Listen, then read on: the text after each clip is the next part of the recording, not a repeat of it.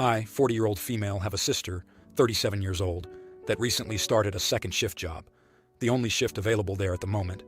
She has a son, 12 years old, my nephew, we'll call Jay. About 2 months ago, Jay started football practice in the evenings. My sister called me crying because she had no way to get him from practice. I offered to pick him up and she gave me a few dollars in gas money. Jay came up to me the first day after practice and asked if I could take his friend, Z, home too. They all live in the same housing development, so I said sure. Z's mom is a single parent that works 2 jobs and is gone a lot in the evenings. So I started taking Z home every day too. 2 weeks go by and another boy, A, wants to ride with us. Same housing development. His mom recently got in a bad car wreck, and A has been finding random rides home. So now I have A with me too. I'm just a mom trying to help out other moms. This goes on for a few weeks when this other little boy, X, wanted to ride. Sure, I had room that day. He was the absolute rudest child I have ever encountered. The rest of the boys are funny and polite. We cut up, joke around. But this kid, some of the things he did on the way home, called her the F slur, said I was too fat to be driving a car, kept making fun of Jay's weight, was telling me, a 40-year-old, how to drive. My daughter, 8, was riding with us that day and she started laughing. He looked at her and said, "Why the frick are you laughing?" This kid is 12. I got to Jay's house and I let all of them out. They live close enough where they can all walk home, a few houses down. X stayed in the car and said, "I need you to take me to my house." I said, "No, you're walking like the rest of them." He gets out, slams my door and screams, "I'm going to go home and K***L myself and it will be your fault." After he walked away, I called my nephew over there and told him his friend isn't allowed back in my car. He was pissed at X and said he would handle it. A month passes and X tried to get a ride again. I said, "I'm going to keep it polite and just say no thank you," and I drove off. The next day, I'm waiting in line to pick the boys up when this woman starts tapping on my window. I rolled it down and she said, "Get the frick out." I knew it was X's mom. I'm not fighting anybody over this stupid poop. I told her I wasn't getting out. She asked why I was refusing to take her baby home. I went over everything her baby said and did. Of course she didn't believe it. She said she thinks it's fricked up that I can help all the other moms but not her. I told her, if your kid had a little more sense, then he could still have a ride. And also I'm helping the moms that work in the evenings or can't drive at all. This woman doesn't have a job, she's just lazy. I rolled my window up and she started screaming at me. So, am I the idiot? She still calls me an idiot every chance she gets. Now here are the comments. Comment 1. I just want to add one thing. I don't care about that X kid, but his mom is making it difficult at practice with the other parents there. Like I know she has told other parents I refuse to take her kid home, because parents that used to talk to me won't even look my way anymore. I don't care really. They're not my friends, but I don't want her attitude and pettiness to trickle down and affect my nephew. Comment 2. Not the idiot. You don't need to deal with that. You are being kind and generous. The boys sound like they appreciate you, and I'm hoping their families have also said something at some point. I'm petty enough that my response would be either, "Takes one to know one," or, "I see the apple doesn't fall far from the tree because your son is just as lovely as you are." Comment 3. Not the idiot. Stick to your guns. If you are worried about it affecting your nephew, introduce yourself as his aunt and casually mention that his mom is at work. If anyone brings it up with you, set the record straight. I'm betting as they get to know X or his mom, they will understand. Now, for the next story. I am 32-year-old male and my wife is 33-year-old female. We have been married for 8 years and have a 12-year-old son together. About 6 years ago, my wife decided to go vegan. She was sent the documentary Dominion by a vegan friend of hers, and ever since has said non-vegan food is revolting and refuses to eat it. After a long conversation, I agreed to go vegetarian and be vegan in the house and around her, which she was happy with. She also decided our son should be vegan, which after seeing a dietitian I also agreed with. Things have been fine with this arrangement until a few months ago when I began finding wrappers from non-vegan candy and even burgers from McDonald's in my son's school bag, which he had been buying with chore money.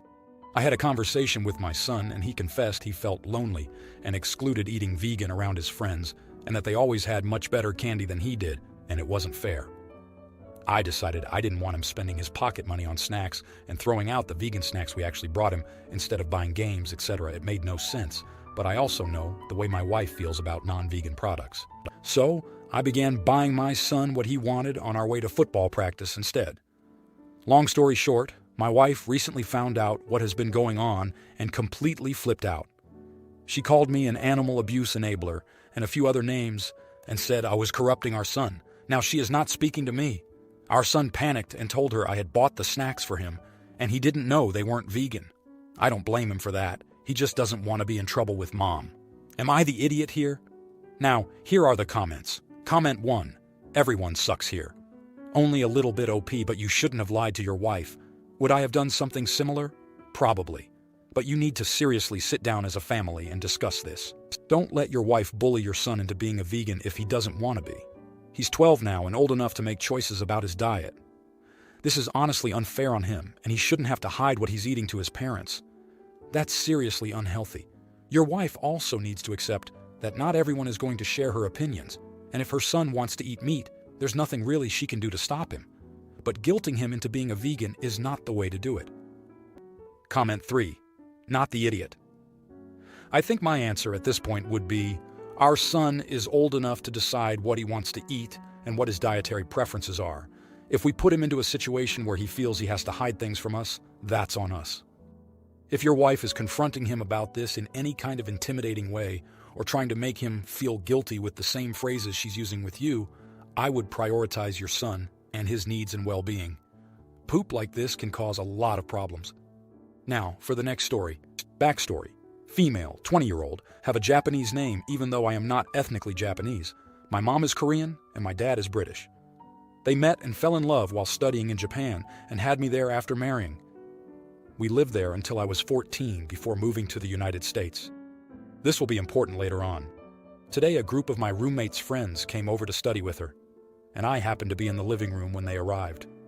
They were introducing themselves to me, and when I said my name, I have a pretty common Japanese girl name, so it's pretty hard to be mistaken about the origin, and one of the girls made a disgusted face and laughed at me, saying that was so dumb. She said that she was Japanese American, and I was culturally appropriating her country as a white person. I tried to explain that I lived in Japan for a while, and that was why, but she kept insisting I was lying and that if I was telling the truth, I would be able to speak the language. Since she put it like that, I started talking to her in Japanese, basically explaining where I lived there and asking which prefecture her parents were from, etc. She ends up stuttering through a sentence in an awkward manner before leaving in a huff. Later, my roommate told me I embarrassed her by pretending to be more Japanese than an actual Japanese person and appropriating the culture, and her friend expected an apology. My roommate doesn't think I did anything wrong, but now I feel kind of bad. Am I the idiot? Now, here are the comments. Comment 1. Before getting into anything, let's be clear about something. You don't have a Japanese name because you lived there for a while. You are Japanese. You were born there. You grew up there. This girl obviously feels stupid, as she should.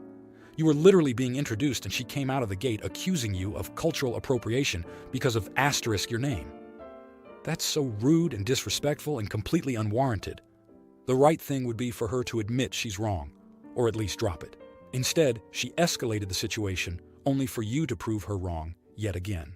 And now she needs an apology for being offensive? Please do not apologize to this girl. Or be in her presence if you have the choice. Not the idiot, obviously. Comment 2. You did not embarrass her in any way. She embarrassed herself. She made an incorrect assumption. Even asterisk after asterisk, you explained your history and background. Asterisk. You should be expecting the apology. I am confused about what they thought you were appropriating.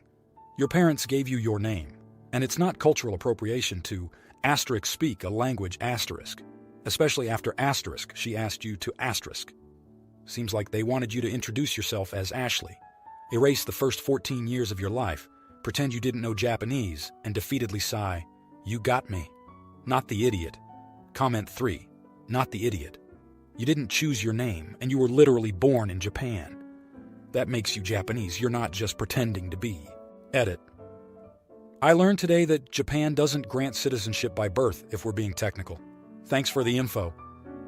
But being born in Japan, growing up there and spending most of her life there is enough to make me think it's still part of her identity.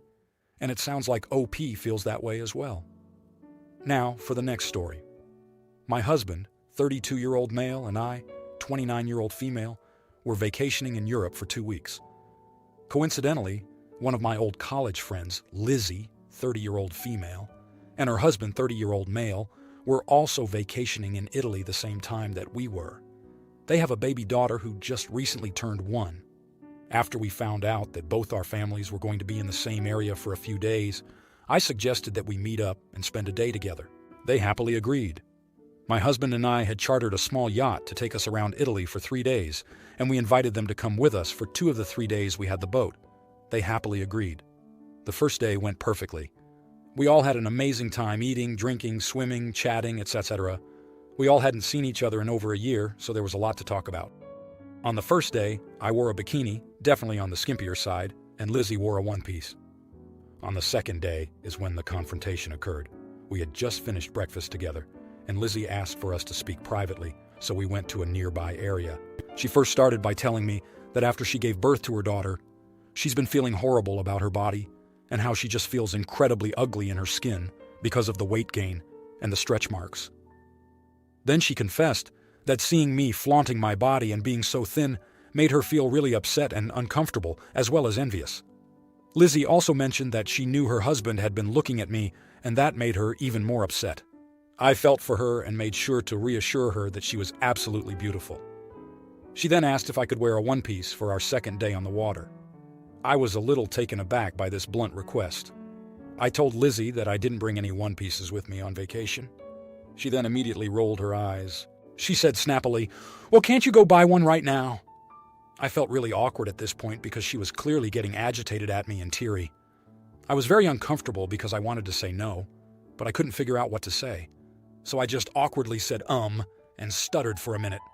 This upset Lizzie even further, and she yelled, "Are you **King serious? You're being so selfish." Once she cursed at me, I said, "Lizzie, I'm sorry, but I'm not willing to do that.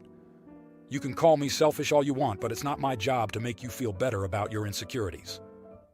This set her off even more, and she began having a full-on sobbing meltdown while yelling that I ruined her entire vacation.